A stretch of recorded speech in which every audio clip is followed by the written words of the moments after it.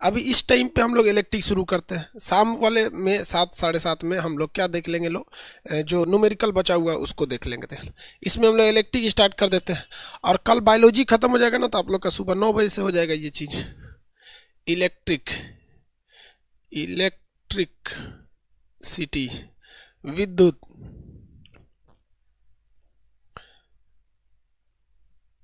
क्या थी भैया, विद्युत क्या चीज होता है, इलेक्ट्रिसिटी।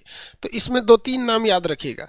सबसे पहले आवेशित होने का चीज को, एक वैज्ञानिक थे जिनका नाम था थेल्स। ये अलग अलग चीजों को अलग अलग से रगड़े, जैसे शीशे की छड़ को लेकर रेशम से रगड़े ना, तो एक तो में प्लस एक माइनस आ गया। तो आवेशित करने का सबसे पहला काम किसने किया था, थेल्स ने ही सबसे पहले वस्तुओं को क्या किया था, आवेशित किया था। वस्तुओं को क्या किया था भैया, आवेशित किया था। आप बचपन में आवेशित किए होंगे, कागज के छोटे छोटे टुकड़े रख दिए होंगे, और ऐसे ऐसे ऐसे ऐसे बाल रगड़े होंगे, और उसको चिपकाए होंगे तो सट गया होगा। क्या हो गया होगा, सट गया होगा, खींच लिया होगा, क्योंकि ये क्या हो जाता है, आवेशित हो जाता है। आवेशित का मतलब क्या हो जाता है, या तो उसमें खींचने की क्षमता आ जाएगी, या तो किसी दूसरे की ओर जाने की क्षमता आ जाएगी। तो जब खींचने की क्षमता आ जाती है तो उसे कहते हैं प्लस, जब देने की क्षमता आ जाती है तो उसे क्या कहेंगे, माइनस।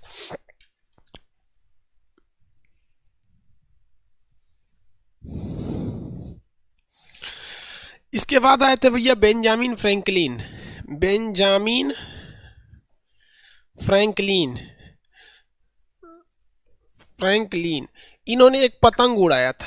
क्या किया, पतंग उड़ाया, और उस पतंग में उन्होंने क्या किया था, एक मेटल की अंगूठी चाबी बांध दी थी हल्की सी, और उसको उड़ा रहे थे। और भी कब, जब बादल गरज रहा था तब।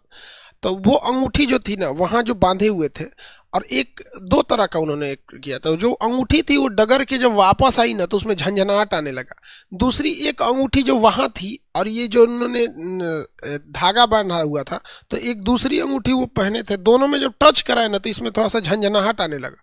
तो भैया ये कहाँ से आया, तो इन्होंने किस चीज़ का खोज किया, आवेश का।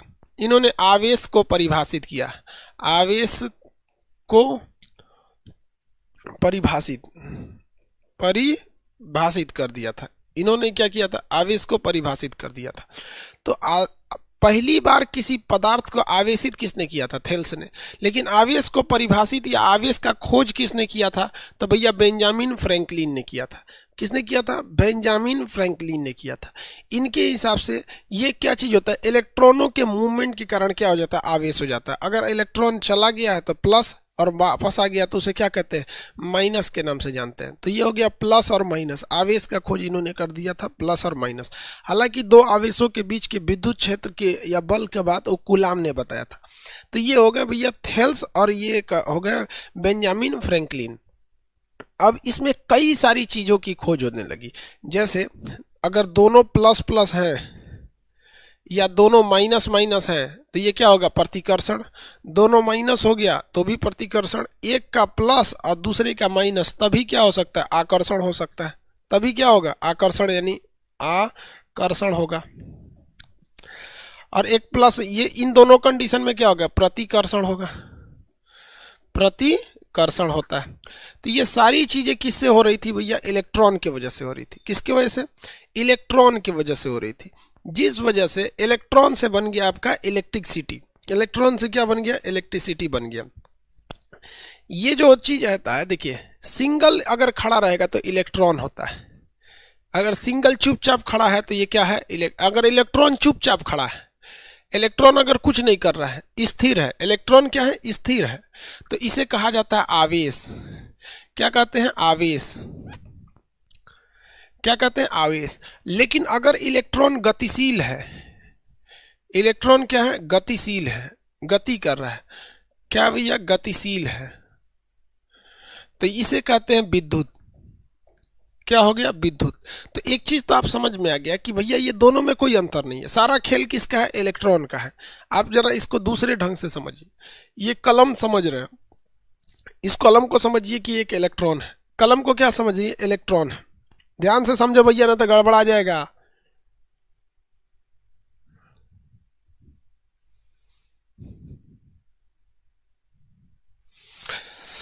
ध्यान से देखिए यहाँ पर, ये क्या चीज है, इलेक्ट्रॉन। ये एक इलेक्ट्रॉन है। अब क्या करना क्या है कि ये अभी जब इलेक्ट्रॉन क्या स्थिर है तो ये क्या है, एक चार्ज है, आवेश है। ये क्या है भैया, चार्ज है यानी आवेश है। और ये क्या हो गई भैया, इलेक्ट्रिक हो गई। दोनों में अंतर समझिए। अभी ये स्थिर है तो अभी क्या कहेगा, आवेश कहेगा। और इसके अगर ये गतिशील हो गया तो क्या हो गया, विद्युत धारा हो गया, उसे क्या कहेंगे, धारा। गतिशील हो गया तो उसे क्या कहते हैं, धारा यानी करंट कहते हैं। विद्युत लिख दिए तो करंट कह देते हैं। किसी को दिक्कत? दोनों में क्या अंतर है? अगर रुका है तो उसे कहेंगे आवेश, गतिशील है तो क्या करेंगे, क्या कहेंगे, धारा कहेंगे। गतिशील है तो धारा। आवेश से ज्यादा करंट नहीं मारता है, धारा से ज्यादा मारता है, क्योंकि वो गति करके अंदर वह घुस जाता है। तो इलेक्ट्रॉन जब स्थिर होता है तो उसे कहते हैं आवेश, या और अगर गतिशील हो गया तो उसे कहते हैं धारा। यह आवेश हमें केवल विद्युत ऊर्जा का ज्ञान कर, इसमें केवल क्या होती है, विद्युत ऊर्जा। इसमें केवल और केवल क्या होती है, विद्युत ऊर्जा। ये किसी चीज को अपनी पास खींच नहीं सकता है। लेकिन अगर वही इलेक्ट्रॉन गतिशील हो गया और वो धारा का रूप ले लिया, तब उसके पास विद्युत ऊर्जा तो है ही है, साथ साथ कैसी ऊर्जा है, चुंबकीय ऊर्जा है, मैग्नेटिक भी आ गया उसके पास। तो आप कहेगा कि स्थिर आवेश, स्थिर आवेश क्या उत्पन्न करता है, विद्युत क्षेत्र। और गतिशील आवेश, धारा क्या चीज है, गतिशील आवेश को हम क्या कहते हैं, धारा कहते हैं। गतिशील आवेश को क्या कहते हैं, धारा कहते हैं। किसी को कोई दिक्कत है धारा में? गतिशील आवेश को क्या कहेंगे, धारा कहेंगे। नहीं समझ रहा है सर? अरे उसका मात्रक एम्पियर होता है, इसका मात्रक कूलाम होता है, इसका मात्रक एम्पियर होता है। इतना तो समझ में आ गया। अब एक बात बताइए आप, देखते हैं कितने लोग बता सकते हैं। इस आवेश जो होता है, आवेश, अगर एगो इलेक्ट्रॉन है तो आवेश कम रहेगा, दूगो इलेक्ट्रॉन है तो आवेश ज्यादा रहेगा, तीन गो रहेगा तो ज्यादा रहेगा और ज्यादा हो जाएगा। इसका मतलब आवेश किस चीज पर डिपेंड कर रहा है, आवेश जो डिपेंड कर रहा है वो इलेक्ट्रॉनों की संख्या पर डिपेंड कर रहा है, number of electron. Number of electron यानी आवेश इज इक्वल टू क्या होता है, नंबर ऑफ इलेक्ट्रॉन। अब आप बताइए इलेक्ट्रॉन पर कितना आवेश होता है, ये बताइए। नंबर ऑफ इलेक्ट्रॉन होता है, इलेक्ट्रॉन पर कितना आवेश होता है। जैसे हम कह देते हैं इलेक्ट्रॉन पर कितना आवेश होता है भैया, इलेक्ट्रॉन का आवेश हो बता दीजिए कितना होता है। हाँ 1.6 बोले, अगवा कुछ बोल दीजिए।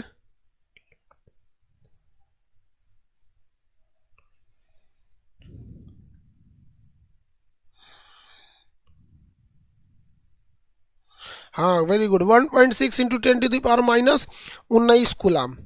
1.6 इंटू 10⁻⁻19 कूलाम। जैसे हम कह देंगे कि एक धातु से 10 इलेक्ट्रॉन का स्थानांतरण हुआ है, 10 इलेक्ट्रॉन निकले हैं। उस धातु पर आवेश बताइए, धातु पर क्या चाहिए, आवेश। उस धातु पर क्या होना चाहिए, आवेश बताइए। चलिए बताइए, 1.4 नहीं भाई, 1.6 होता है।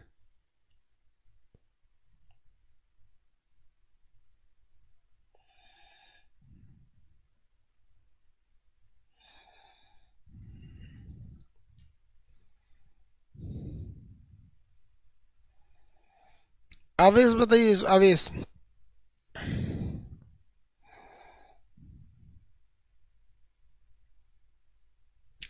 इस E की वैल्यू कितनी होती है, 1.6 इंटू 10⁻⁻19। ये तो केमिस्ट्री में पढ़ाए थे। इस पे कितना आवेश हो जाएगा, 10E हो जाएगा। Very good, 10E। देखिए हमको पता है कि आवेश Q बराबर होता है N इंटू ई।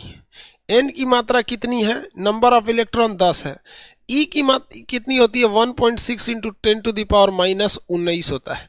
ये चार्ज निगेटिव होता है। चार्ज कैसा होता है, निगेटिव होता है। अब इसमें 10 का गुणा कर दीजिए, 16 गुणे 10 के पावर -19 कूलाम। क्या हो जाएगा, कूलाम। यानी आवेश के लिए फॉर्मूला हो जाता है, आवेश का फॉर्मूला होता है कि number of electron, number of electron निकाल सकते हैं आप। Q बराबर क्या हो गया,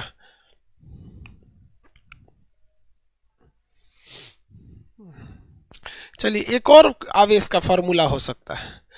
आवेश का एक और फॉर्मूला हो सकता है, आवेश Q बराबर क्या होता है, एक और फॉर्मूला हो सकता है, आवेश यानी चार्ज Q बराबर हो सकता है,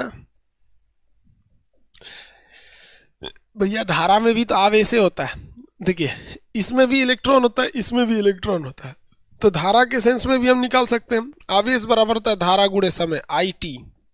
आवेश बराबर क्या होता है, धारा गुणे समय, धारा गुणे समय, दो फॉर्मूला होगा आवेश का, आवेश बराबर इलेक्ट्रॉनों की संख्या या धारा गुणे समय। जैसे हम कह देते हैं कि किसी चालक से, किसी चालक, चालक मतलब समझते हैं क्या होता है, तार जिससे करंट जाता है, जिसे अब बार बार तार नहीं ना लिखेंगे, तार उसको बोलते हैं वायर, किसी वायर यानी चालक, उसी को कंडक्टर कहते हैं। चालक से, किसी चालक से 2 एम्पियर की धारा, कितने एम्पियर की धारा, 2 एम्पियर की धारा 3 मिनट तक प्रवाहित हो रही है, कितने मिनट तक, 3 मिनट तक प्रवाहित हो रही है। तो बताइए आवेश कितना होगा, कितना इलेक्ट्रॉन गुजरा होगा, आवेश यानी Q बताइए कितना आवेश गुजरा होगा, यहां से आवेश की मात्रा बताइए, आवेश, आवेश। अभिषेक जी कह रहे हैं कि 6,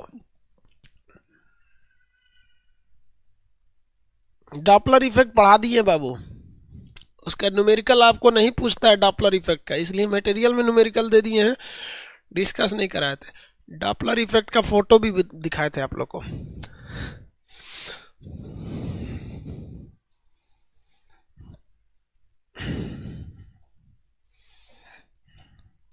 आवेश क्या होता है, IT, IT, I कितना है, 2 एम्पियर की धारा है। T देखिए, T कितना है, 3 मिनट है, लेकिन मिनट को सेकंड में करेंगे ना तो 60 से गुणा करेंगे, मिनट को सेकंड में बदलना है ना, 60 से गुणा करेंगे, 2 तिहाई 6, 6 6 के 36, देखिए 2 में 3 का गुणा करें, 2 तिहाई 6, 6 6 के 36, एगो 0, 36 कूलाम, 36 कूलाम। यानी आप आवेश निकाल सकते हैं, आवेश निकाल के कितने फॉर्मूला है, आवेश Q बराबर IT, Q बराबर NE, आवेश बराबर इलेक्ट्रॉनों की संख्या या धारा गुणे समय। लेकिन याद रखिएगा समय को किस में रखना है, सेकंड में, समय को अगर सेकंड में नहीं रखेंगे तो दिक्कत हो जाएगा, समय को किस में रखना है, सेकंड में रखना है, समय को सेकंड में रखना है, वरना ये क्या हो जाएगा, बर्बाद हो जाएगा।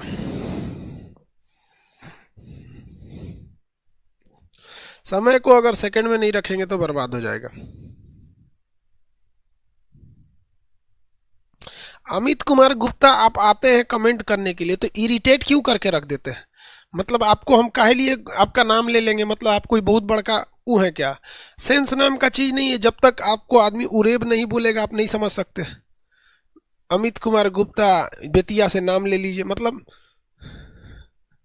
उटपटांगे होता है सब कुछ कुछ, मतलब नहीं समझ में, जब तक उरेब नहीं बोलो, गरिया मत दो, इग्नोर करने से समझता ही नहीं है। लड़का सबको कमेंट में परेशान कैले हैं, मेरा नाम ले लीजिए, नाम ले लीजिए, अरे यार किसका किसका नाम लेंगे बताओ यार, जितना तोरे गांव की आबादी होगा, जितना तुम्हारे शहर की जनसंख्या होगा ना, उतना को तो नौकरी दिला दी है। बेवकूफ सबको अजीब अजीब काम करता है। इसमें समझ में आ गया, यहां ध्यान दीजिए बिट्टू, 2 सिद्धांत समझिएगा, इसको गहराई से समझिएगा। कहा गया है कि जहां कहीं भी विद्युत जाता है, करंट जाता है, वो अपने अगल बगल में क्या उत्पन्न कर देता है, चुंबक उत्पन्न कर देता है। क्या उत्पन्न कर देगा, चुंबक उत्पन्न कर देता है। ये किसने कहा था, ओरेस्टेड ने, किसने कहा था, ओरेस्टेड ने। उन्होंने इसका सिद्धांत भी दिया था, कहा था कि अगर कोई एक तार है, इसमें इधर की ओर धारा जा रही है, और एक और तार है, उसमें भी सेम डायरेक्शन में धारा जा रही है, तो ये दोनों आपस में क्या हो जाएंगे, आकर्षण हो जाएगा। इन दोनों में आपस में क्या हो जाएगा, आकर्षण। क्यों भैया आकर्षण हो जाएगा, क्योंकि दोनों में क्या है, विद्युत के साथ साथ क्या आ गया है, चुंबक आ गया है।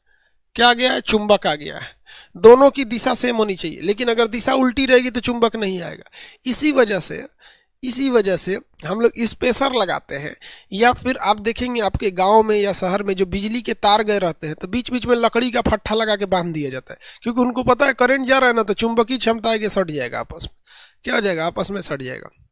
आप देखे कि नहीं, लकड़ी का कुछ कुछ लगा लगा के बांध दिया जाता है, लकड़ी का पतला पतला छड़ी टाइप का फट्ठा लगा लगा के कुछ कुछ दूरी पे बांध दिया जाता है, उसको स्पेस बनाने के लिए दिया जाता है, जिसके क्या कहते हैं, स्पेसर कहते हैं। क्या कहेंगे, स्पेसर के नाम से जाना जाता है। किसी को दिक्कत?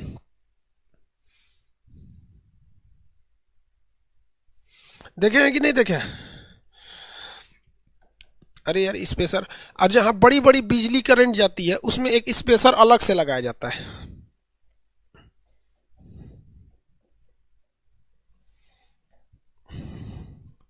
बड़ी बड़ी बिजली की लाइन में स्पेसर अलग से लगाए जाते हैं। जैसे देखिएगा यहाँ पे ये एक स्पेसर है, बिजली का लाइन जाते देखे हैं कि नहीं देखे हैं? जहाँ बिजली का तार जाता है वहाँ पे अलग से एक स्पेसर लगा दिया जाता है जो नॉन मेटेलिक होता है, इसमें करंट नहीं जा सकते हैं सब।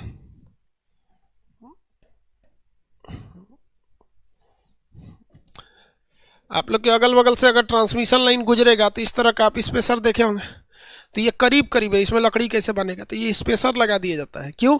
क्योंकि ऑरेस्टेड ने कहा था कि जहां विद्युत जाएगा वहां चुंबक हो जाएगा, आपस में क्या हो जाएंगे, शॉर्ट सर्किट हो जाएंगे। लेकिन दिशा क्या होनी चाहिए, सेम होनी चाहिए। दिशा क्या होनी चाहिए, सेम होनी चाहिए। अगर दिशा विपरीत है तो ये नहीं होगा, दिशा विपरीत है तो क्या हो जाएगा, प्रतिकर्षण हो जाएगा। जैसे मान के चलिए कि यहाँ एक, इसकी दिशा ये है, क्या आकर्षण होगा? नहीं होगा।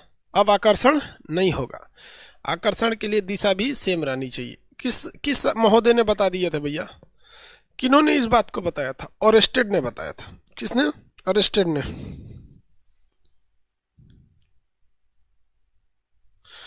आगे देखते हैं हम लोग।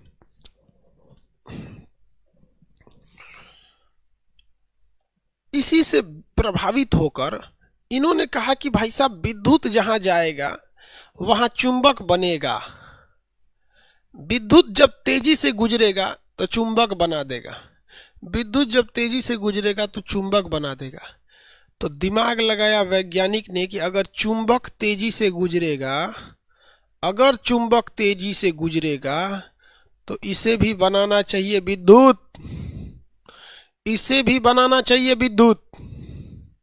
तो अगर चुंबक तेजी से गुजरेगा तो विद्युत बनना चाहिए कि नहीं बनना चाहिए? बनना चाहिए। ये खोज किए थे फैराडे ने। किसने? फैराडे। देखिए ध्यान से, धीरे से या थोड़ी सी विद्युत जाएगी, थोड़ी सी विद्युत जाएगी तो चुंबक नहीं बना पाएगा। जैसे इस तार से भी करंट आ रहा है, देखिए ना, ये वाला तार से भी करंट आ रहा है, यह तार दिख रहा है आप लोग को, देखिए इसमें चुंबक है? नहीं है, बहुत पतला तार है इसलिए उतना चुंबक नहीं है। तो चुंबक के लिए क्या होना चाहिए, किसी तार की चुंबकीय क्षमता के लिए होना क्या चाहिए कि भैया किसी तार के चुंबकीय क्षमता के लिए विद्युत की मात्रा ज़्यादा होना चाहिए, तभी चुंबक बनेगा। सेम वैसे ही अगर चुंबक धीरे धीरे लुसुर लुसुर घूमेगा तो विद्युत नहीं बना पाएगा। इसलिए जनरेटर में आप हैंडल लगा के उसको लुसुर लुसुर दिन भर घुमाइएगा, लुसुर लुसुर लुसुर लुसुर। तो लुसुर लुसुर दिन भर घुमाने से, लुसुर लुसुर दिन भर घुमाने से विद्युत नहीं बन सकता है। लुसुर लुसुर दिन भर घुमाने से विद्युत नहीं बन सकता है। और जब फक फक फक फक हुमचा के फक फका के एकदम चला दीजिए, ले हुमच दे उसमें, तब क्या हो जाएगा, विद्युत बन जाएगा। क्या हो जाएगा, विद्युत बन जाएगा। आर्मेचर से विद्युत बन जाता है। तो दो चुंबकों के बीच में अगर तीसरा का चुंबक घुमाने लगी गनगना के तो क्या बन जाता है, विद्युत बन जाता है। किसने बोला था? फैराडे साहब ने। किसने बोला था? कौन बोले थे भैया? फैराडे।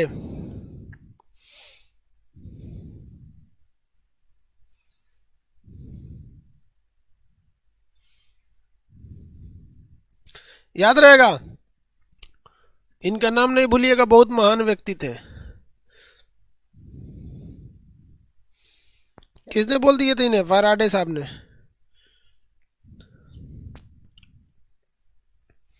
आगे बढ़ जा।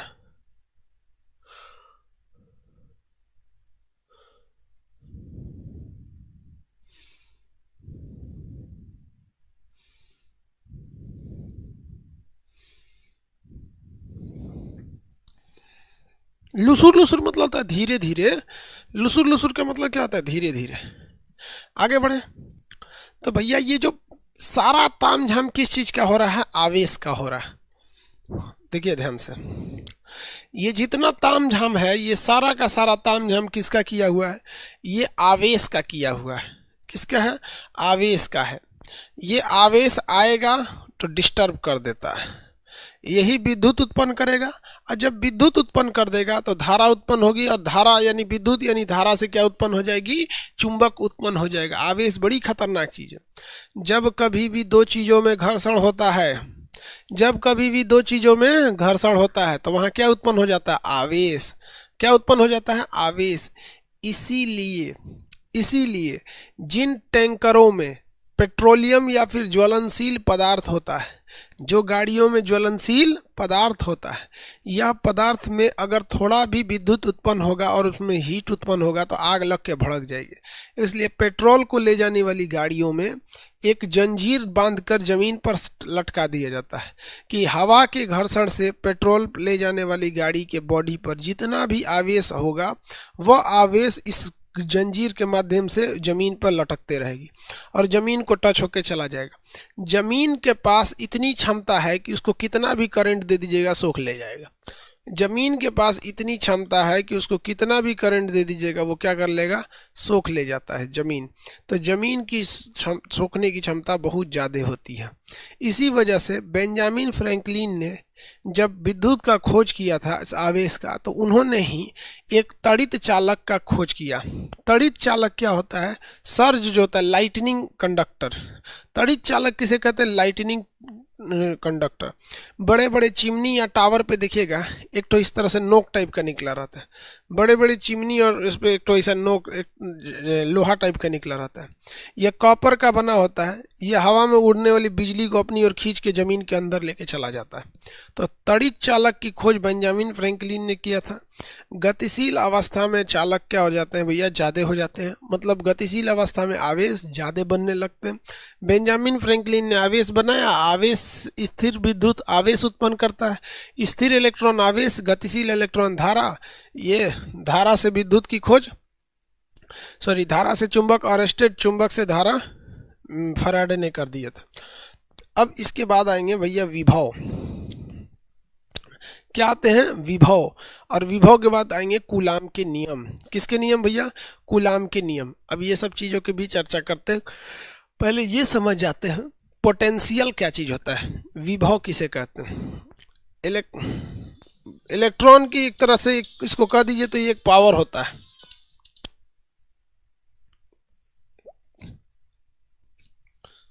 क्या कह रहे भैया,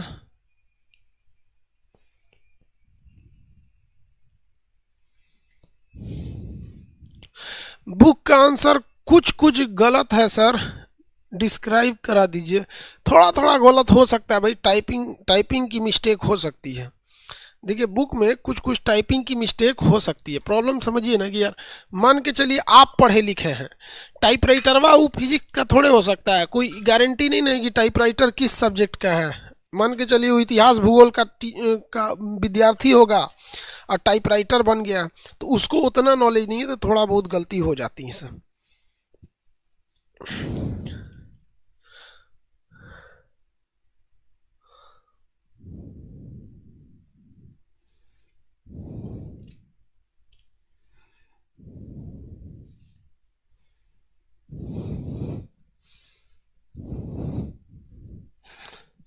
चलिए देखिए ध्यान से,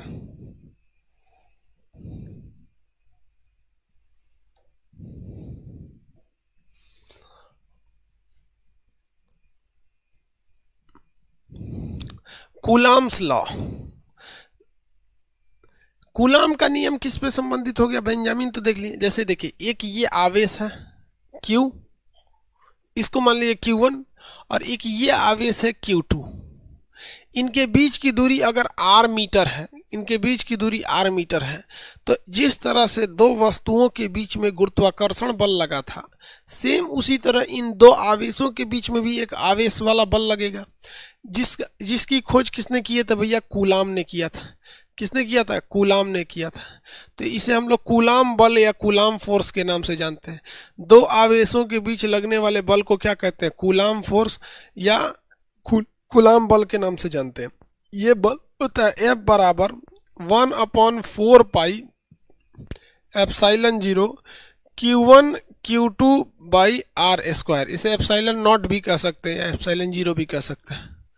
1/4 pi epsilon 0 Q1 Q2 by R square. ये फॉर्मूला सिद्ध करने का ना ही समय है और ना ही सिद्ध करने से कोई फ़ायदा है, क्योंकि इंटरमीडिएट में ये सिद्ध करके दिखाया जाता है। सिद्ध करेंगे भी तो उतना ही आएगा। अब एक बात बताइए, अगर आवेश की मात्रा बढ़ाएंगे, Q1 की मात्रा बढ़ाएंगे तो बल ज़्यादा लगेगा, यानी दोनों में से किसी आवेश को या दोनों आवेश को बढ़ाएंगे तो बल ज़्यादा लगेगा। यानी बड़े आवेश ज़्यादा बल लगाते हैं, छोटे आवेश कम बल लगाते हैं। दूसरा, अगर इनके बीच की दूरी बढ़ा देंगे तो दोनों में उल्टा संबंध है, बल घट जाएगा। यानी करीब रखे आवेश ज़्यादा बल लगाते हैं, दूर रखे आवेश ज़्यादा बल नहीं लगा पाते हैं। करीब रखे बल ज़्यादा आवेश बल लगाते हैं और दूर रखे बल ज़्यादा आवेश नहीं लगा पाते, बल नहीं लगा पाते हैं। आप में से कितने लोग 1/4 पाई एप्सिलॉन 0 की वैल्यू जानते हैं? 1/4 पाई एप्सिलॉन 0 की वैल्यू कितने लोग जानते हैं?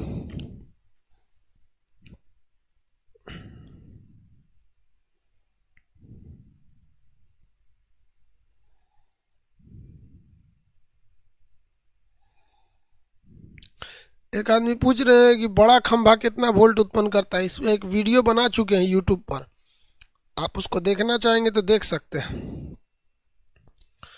9.8 नहीं यार, 9.8 कहाँ से आ जाएगा? 1/4 पाई एप्सिलॉन 0 एक कांस्टेंट वैल्यू है, इसको याद रखिएगा। 9 × 10 के पावर 9 होगा। 9.82 जी की वैल्यू है। अब इतना आपको पता होना चाहिए, तभी आप सॉल्व कर पाएंगे, अदरवाइज आप सॉल्व ही नहीं कर पाएंगे, आप सॉल्व नहीं कर पाएंगे। ये वैल्यू आपको पता होना चाहिए। 9 × 10 के पावर कितना होता है? 9 9 × 10⁹, 10 की पावर 9। ये कांस्टेंट है, इसे याद रखिएगा। जैसे हम आपसे एक सवाल दे देंगे और क्वेश्चन दे देंगे कि मान के चलिए ये एक आवेश है जो 10 कूलाम का है। किसका है? 10 कूलाम का है। और एक ये वाला बल है जो 5 कूलाम का है। कितने कूलाम का भैया? 5 कूलाम का है। इनकी बीच की दूरी 2 मीटर है। कितने मीटर है? 2 मीटर है। तो इनके बीच लगने वाला आकर्षण बल बताइए कितना होगा? इनके बीच लगने वाला आकर्षण बल कितना होगा? तो आपको कुछ नहीं करना है, बल F बराबर 1/4 pi epsilon 0 Q1 Q2 by R square. तो 1/4 पाई की जगह 9 × 10 के पावर 9 लिख देंगे। Q1 की जगह Q1 की वैल्यू, Q2 की जगह Q2 की बटा आर रख के आर का स्क्वायर करके आंसर निकालेंगे। लोग कितना आना चाहिए देखिए तो, कितना आ रहा है?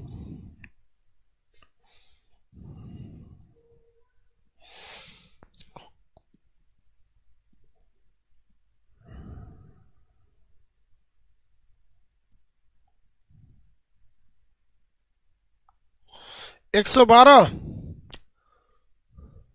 शक्तिकांत जी 112।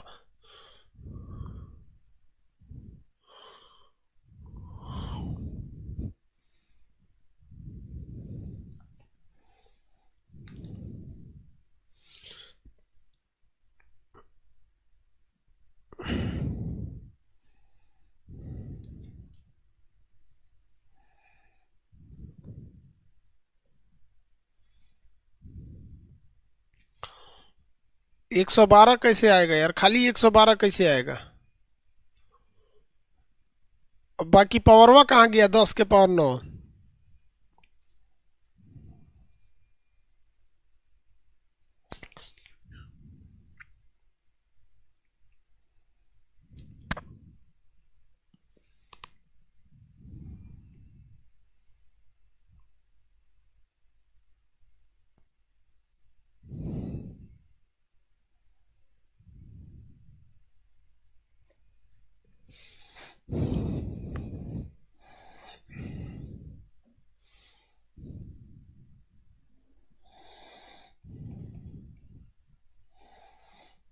वन अपॉन 4 पाई एप्सिलॉन 0 की जगह पे 9 × 10 के पावर 9 गुड़े Q1 कितना है 10, Q2 कितना है 5, आर स्क्वायर करेंगे तो 4 हो जाएगा, आर स्क्वायर करेंगे तो कितना हो जाएगा 4 आ जाएगा। इसको काटेंगे तो कितनी बार में कटेगा, 2.5 बार में कट जाएगा। कितनी बार में, 2.5 बार में कट जाएगा। कितना आ रहा है 9 पचे 45 और 45 दूने 90 और 90 फिर 22 12.5। देखो भैया गुणा भाग में कोई दिक्कत तो नहीं ना। 112.5 गुणे 10 के पावर 9 कितना आ रहा है,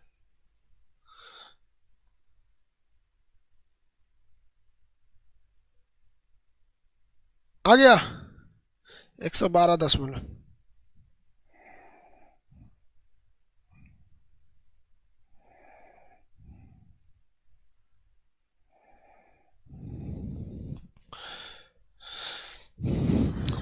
आ गया। चलिए एक और क्वेश्चन बताइए, ये तो आपको 2 मिनट में बन जाना चाहिए भाई, इसको ज़्यादा टाइम नहीं लगना चाहिए। हम दूसरा दे रहे हैं।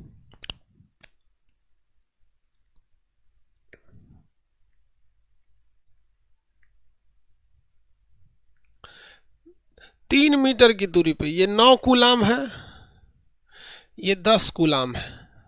आप बता दीजिए फटाफट, इसमें टाइम नहीं लगना चाहिए, फटाफट बताइए।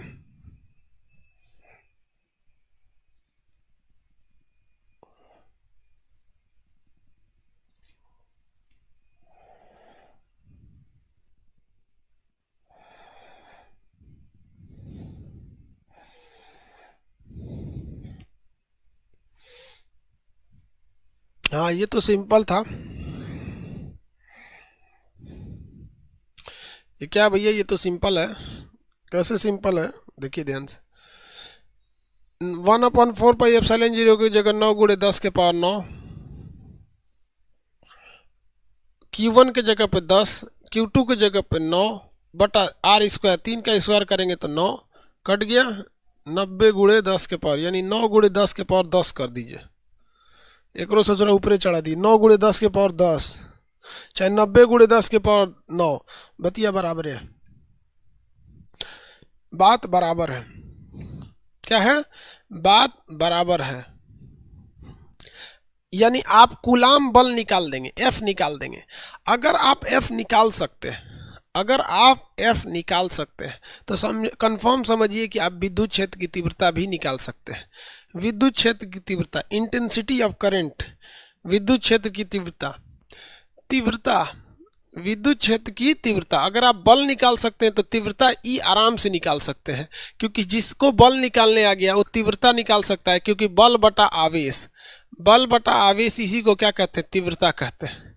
विद्युत क्षेत्र की तीव्रता इंटेंसिटी, इंटेंसिटी विद्युत क्षेत्र की तीव्रता इंटेंसिटी ई बराबर बल बटा आवेश।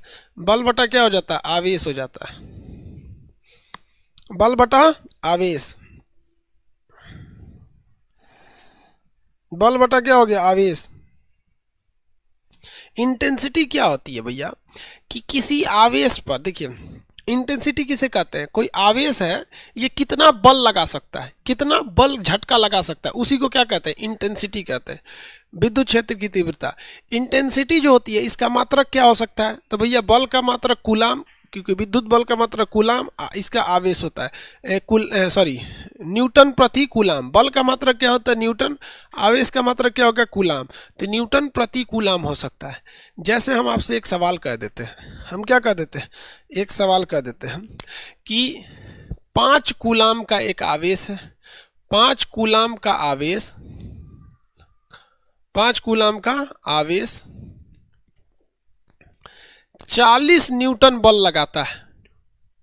40 न्यूटन क्या लगाता है, बल लगाता है, लगाता है। तो आप बताइए इसकी इंटेंसिटी कितनी होगी, इसकी इंटेंसिटी कितनी निकल सकती है, इसकी इंटेंसिटी कितनी निकलेगी,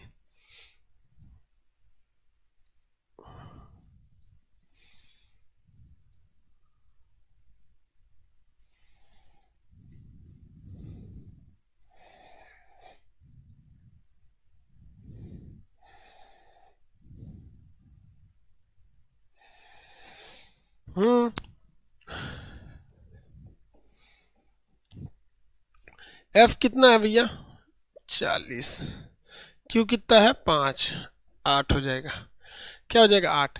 एक तो ये सिंपल तरीका है, इस तरह से निकल जाएगा, इजीली निकल जाएगा। यहाँ पर ये सिंपल तरीका है, इससे क्या निकल जाएगा, इजीली निकल जाएगा। इसके अलावे अगर आप देखेंगे तो इसका एक और फार्मूला आप बना सकते हैं। कैसे फार्मूला बना सकते हैं, आप एफ की वैल्यू रखिए, आप याद कीजिए एफ का भी एक फार्मूला होता है, अभी हम आपको बताएं। इस एफ का फार्मूला ई बराबर एफ बाई क्यू है ना, तो आप बताइए एफ का फार्मूला क्या होता है, 1/4 pi epsilon 0 Q1 Q2 by R square. ये तो एफ का फार्मूला है, ये तो अभी हम केवल एफ का फार्मूला लिखे, बटे क्यू। ये एक क्यू ऊपर के किसी एक क्यू को काट देगा, ऊपर के किसी एक क्यू को काट देगा, तो बचेगा उसमें केवल एक क्यू। तो Q1 Q2 लिखने की जरूरत नहीं पड़ेगी। तो एक नया फॉर्मूला क्या बनेगा, E बराबर क्या बनेगा 1/4 पाई एप्सिलॉन 0 Q बटा आर स्क्वायर। देखिए ध्यान से समझिएगा, इंटेंसिटी जो होता है वो सेम बल की तरह होता है, बस एक क्यू कम कर दीजिए तो क्या हो गया, इंटेंसिटी निकल गया। तो इससे भी आप निकाल सकते हैं, इससे भी निकाल सकते हैं, इस वहां से। अब इसको तो हटा देते हैं, आपको सॉल्व करके बताई दिए भाई। आप यहाँ रख दीजिए ना, एफ की जगह पे क्या होता है 1/4 pi epsilon 0 Q1 Q2 by R square. तो एक नीचे से क्यू से भाग देंगे तो ऊपर के Q2 कट जाएगा, तो 1/4 pi epsilon 0 Q by R square. क्या हो जाएगा, Q by R square. Question देते हैं इसमें, कैसे इसका क्वेश्चन कैसे आएगा, देखिए ध्यान से। 40 मीटर दूरी पर स्थित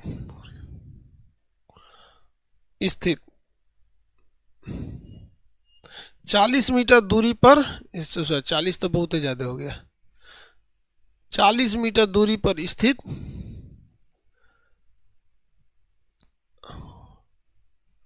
3200 कूलाम का आवेश, 3200 कूलाम के आवेश की तीव्रता, इंटेंसिटी क्या होगी, कितनी इंटेंसिटी निकलेगी इसकी,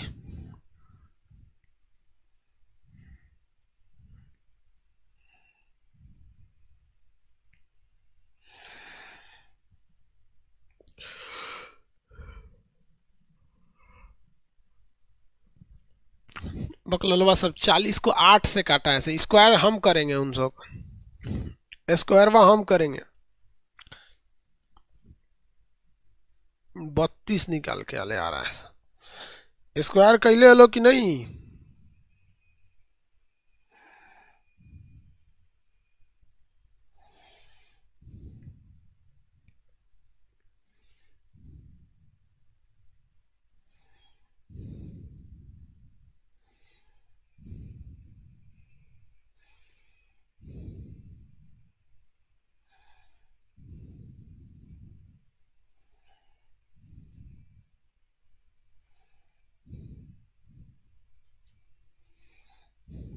देखिए भाई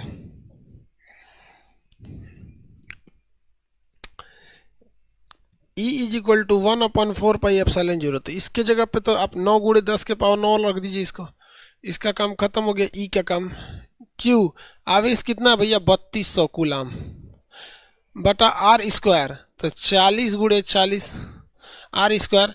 ये 2 0 से 2 0 कट गया, 4 चौक को 16 दूनी 32 हो गया, 18 × 8 × 10 के 9 दूनी 18, 18 × 10 के पावर 9, 18 × 10 के पावर 9। किसी को कोई दिक्कत है?